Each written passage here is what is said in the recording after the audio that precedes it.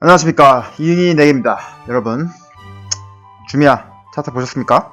요즘 좀 빠지긴 했는데요, 제가 언급한 이후로, 제가 언급한 언제 했죠? 8월 10일 오랜만에 한번 볼까요? 2020년 8월 12일 이후로 와우, 자, 뭐 이 정도 올랐어요. 또 제 블로그에 블로그 빠와라고 2019년 5월 27일날 분석글 올린 회사 있는데요, 와우, 송곳 피해침 제가 여기 밟고 있습니다. 여기도 빡빡무리가 CEO인 좋은 회사예요. 아직 진행 중이세요. 그리고 자, 많은 분들이 이제 제게 어떻게 하면 주미아 같은 플러그 빠와 같은 회사 트냐고 물어보세요. 누구인가? 그냥 구글 키십시오. 검색하세요. 알파벳 아무거나 눌러봐. 에이 빡 있어. 와우, 이것도 한번 분석해봐도 되겠네. Z 진로, 오 좋죠. 엄청 올랐어요. 보드 다 아시죠? F는 보드. 이것도 있나? 아, 이건 없어요. 자, 그러면은 막 이런 거 QH 눌러봐. 저는 이런 게 더 끌리거든요. 개잡주 싸요. 시총이 4천억 원이야. 이것도 1,700억. 이건 많이 올랐는데? 이런 거 이제 다음에 한번 이거 분석해 볼게요. 일단 QH라는 회사를 분석해 보겠습니다. 중국 회사네. 취하오? 자, 이제 분석해 보겠으면 어떻게 해야 되냐? 재무제표 봐야죠. IR 페이지는 이렇게 IR 들어가면 됩니다. 여기서 취하오 들어가시면 돼요. 짱게요? 뭐 아프리카 회사도 사는데 중국에 좋은 회사 있을 수 있죠. 자, 뭐 하는 회사인가 한번 봅시다. 이거 영어 안 되면 구글 번역 하시면 돼요. 저도 영어가 안 되지만 전 미리 번역을 해놨으니까 읽어볼게요. 온 디맨드, 주문형 배달 시장, 뭐 택시, 그러니까 이건 콜택시 같은 거죠. 그 다음에 이제 공유자전거, 유지보수, 하우스키핑, 보이죠? 사진만 봐도. 이런 거 해주는 인력을 제공하는 인력 플랫폼 회사입니다. 이런 서비스 해주고요. 배달 기사, 쉽게 말하면 배달 기사님과 배달 어플 사이를 중개해주는 플랫폼이네요. 재무제표는 Investor Relations, 여기에 Financial, 무시계, 그거 다 보시면 돼요. 보통 미국 기업이면 8K가 현재 보고서, 10Q가 분기 보고서, 10K가 뭐 연간 보고서 이렇게 있는데 외국 기업이 나스닥 상장한 경우는 6K로 있죠. 연간 보고서를 한번 읽어보겠습니다. 이런 거 다 무시하시고 다 별거 없어요. 현재 상태를 보겠습니다. 먼저 2020년 19년 12월 31일부터 2020년 9월 30일까지 재무 상태표를 보겠습니다. 토탈 어셋 보시면 돼요. 늘었죠? 틀린 글이 찾기 하시면 됩니다. 뭐가 늘었나? 캐시 좀 늘었고, 숏텀 단기 투자 자산 늘었고, 매출 채권, 미수금 늘었고, 다른 거 이 정도는 사실 비슷해. 이 정도 차이 만들어 주려면 뭐가 제일 많이 늘었냐? 얘가 많이 늘었네요. 단기 투자. 전체 자산도 고정 비유동 자산은 뭐 평이한데 특별히 는 게 이게 무형 자산, intangible asset, 발음 무시하세요. 굿윌, 영업권 늘었죠? 이 두 개 뭐다? 인수, 다른 회사 인수 합병했다. 근데 자산은 뭘로 이루어진다? 부채랑 여기 밑에 자본. 부채는 조금 줄었습니다. 거의 유지된 상태죠. 뭐 이 정도는 거의 비슷한 거죠. 그 메자닌 자본, 이거는 이거는 없었습니다. 이 메자닌이 뭐냐면 전환사채 같은 건데요. 만기에 회사채로 이자 받을지 주식으로 받을지 골라 할 수 있는, 지멋대로 할 수 있는 계정인데 이게 다 사라졌어요. 2020년 9월 30일 분기 또는 2020년 중에 이건 2019년 거니까 이게 사라졌다는 건 1년 사이에 상장을 했다는 거죠. 이게 상장한 지 얼마 안 된 회사라는 뜻입니다. 근데 어쨌든 총 자산이 늘었는데 부채는 그대로다. 그럼 뭐다? 자본이 늘었다. 자본이 늘었다는 거다. 자산은 뭘로 구성되어 있다? 자본 플러스 부채. 근데 자산이 늘었는데 부채는 줄었다면 뭐가 는 거다? 자본이 는 거다. 자본은 누구 돈? 여기 투자할 주주, 즉 후구들 돈. 신규 상장했거나 유상증자를 했다.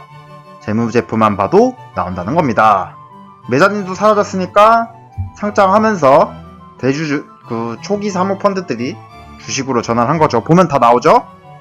메자닌이 1000위안이니까 1000만, 10만, 100만, 1000만, 억, 10억 위안이 있었는데 additional paid in capital 유상 증자한 돈 추가 자본 납입금이 17 1000만, 10만, 100만, 1000만, 억, 10억, 17억 7392만 위안 92만 5천 위안 그러니까 10억 위안에 추가로 소액 주주들 흑우들이 7억 위안 더 보태서 17억 위안이 늘어났다. 그래서 자본 잠식 상태였는데 17억을 갖다 부어서 재무 상태가 개선되었다. 갑자기 부채 비율이 줄어들었고 유동 비율도 개선되었다. 그러니까 재무 상태는 상장하면서 결과적으로 안정된 재무 상태가 되었습니다. 이 매자님 계정만 봐도 알 수 있는 것이 초기 투자한 초기 사모펀드들이 자기들 투자한 돈 이자 받고 빠빠이 한 게 아니라 주식으로 가지고 좀 더 오래 난 이 회사의 흑우가 되겠다라고 결정한 것입니다. 그러면 일단 결과적으로 뭔가 전망이 밝아 보이죠? 그래서 실적 한번 2017년부터 19년까지 실적 한번 보겠습니다. 이거 보세요. 와우 매출이 쭉쭉쭉 거의 이거 2배 넘게 올랐고 여기도 많이 올랐어요. 근데 인력 플랫폼이 남길 게 뭐가 있을까요? 플랫폼이니까 사실 비용이 크게 늘진 않을 수도 있긴 한데 비용 절감을 어느 정도 한 모습이죠. 매출 느는 만큼 이것도 좀 남기고 있으니까 비용은 근데 초기 확장을 위해서 늘고 있어요. 계산표를 한번 보세요. 보시면 2017년 매출은 2017, 2018, 2019년 매출이 쭉쭉 늘어가고 있는데 매출 원가 비용이 점점 늘죠. 적응해야 되니까.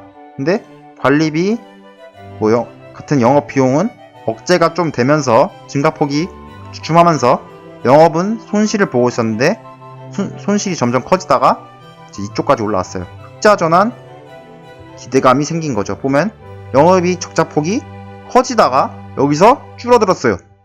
이만큼 줄였어. 이만큼 1000만, 10만, 100만, 1000만 5190만 3000 위안의 적자가 있다가 1245만 4000 위안으로 적자폭이 줄어들었단 말이에요.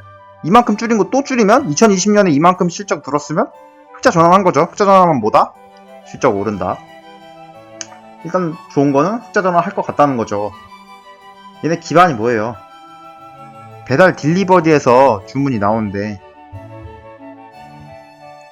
주문 건수 한번 볼게요. 주문 건수가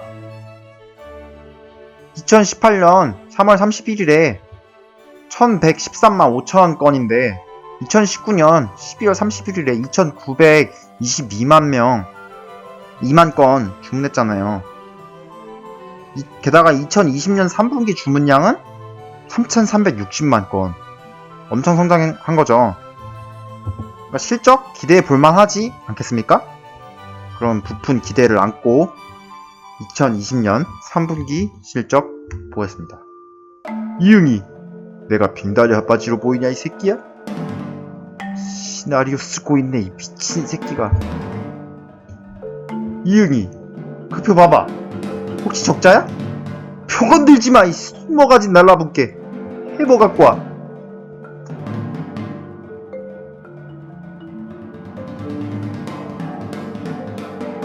놀랍게도 2020년 3분기 2401만 6천 달러의 어마어마한 적자를 발생시켰습니다.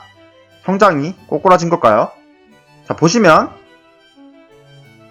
매출은 전년 동기 6억 3,696만에서 7억 6,954만 위안으로 전년 동기 대비 20.81% 증가했습니다. 매출이 증가했는데 왜 적자지? 매출 원가는 5억 8,948만 위안에서 6억 8,863만 아이고 읽기 어려워. 전년 대비 16.82% 증가했습니다. 매출이 20% 증가할 때 매출 원가는 16% 증가했으니까 매출 원가를 좀 비용을 절제시킨 거죠. 이익은 커졌습니다. 분명 이익을 올려야 돼요. 근데 이익을 못 올렸어. 적자야. 그러면 이제 영업 비용에서 어마어마한 증가가 있었다는 거죠. 자, 또 틀린 그림 찾기 해보세요. 이게 많이 올랐네. 이게 봐봐. 매출에서 매출원가 뺀 게 이만큼이야. 매출 총이익이 809만 6천 위안의 매출 총이익인데 여기서 1억 320만 위안 쓰니까 뭐 적자가 날 수밖에 없지. 영업비용이 이만큼이나 나오는데 영업비용이 3,469만 위안에서 3,469만 위안에서 1억 492만 위안으로 전년 대비 202.42%나 증가했습니다. 이 중에 가장 큰 항목이 General and Administrative, 즉 판매와 일반 관리비입니다. 이건 직원들 월급 같은 거에 관련된 항목이 많아요. 이게 전년 대비 211.35% 증가했습니다. 결국 이 항목에서 적자를 올렸기 때문에 큰 폭으로 적자가 증가한 건데요. 이는 보면 알죠. 보통 이제 상장 제가 2020년 언젠가 했다고 제가 말씀드렸잖아요. 그럴 것 같다고. 상장 실제로도 7월쯤에 한 걸로 알고 있고요. 이는 주식 기반 보상 비용 때문이었습니다. 이게 뭔 소리냐. 이제 회사가 상장을 하려면 상장 기준을 충족시켜야 하죠. 그 기준을 충족시키기 위해 고생한 임직원들에게 스톡 옵션 제공한 거죠. 너 이거 고생했어. 너 월급 그동안 임금 체불 당하고 고생했는데 주식 받아. 올라갈 거야. 그럼 이제 이건 회사 입장에서 뭐예요? 주식 떼준 거잖아. 주식이 한 주에 $10면 $10씩 얘네한테 쓴 거 처리된다고요. 사실은 나간 거 아무것도 없네. 그냥 주식은 만들어서 준 건데. 농담입니다. 이 비용이 없었더라면 일반적인 분기였다면 실적은 어땠을까요? 제가 또 계산했죠. 실제로는 자, 아래 같습니다. 이거 퍼센트만 보세요. 영업이익이 원래는 287%나 전년 대비 감소했는데 실제로는 237% 증가한 수치예요. 판매와 관리비와 영업비용이 실제보다 훨씬 적으니까. 그러니까 나갈 돈이 아닌데 썼잖아요. 원래 이거 안 썼다고 가정해보면 이거밖에 안 썼으니까 이만큼 이익이고 흑자가 난다고요. 실적이 5배나 뻥튀기 된다고요. 하지만 시장은 적자라는 소식에 반응해서 실적 발표 당일날 5%나 넘게 떨어졌어요. 2020년 4분기, 2020년 전체 실적은 아직 발표 안 됐고 훨씬 개선될 것으로 보이기 때문에 단기적으로 한 3개월에서 6개월 정도, 최대 1년까지는 노킬 중단기 투자라고 해야 되나? 이걸로 매력적인 투자처라고 볼 수 있습니다. 다만 그렇다고 맹목적으로 투자하기 전에 한번 생각해 봐야 하는 것이 실적이 좋아진다고 무조건 주가가 오르는 것은 아니라는 점. 인력 플랫폼은 결국 AI와 자동화 로봇에게 대체될 수 있는 산업이라는 점. 그 다음에 짱깨가 아니라 중국 기업이라는 점. 3가지가 있습니다. 이상 이응이 4개였습니다.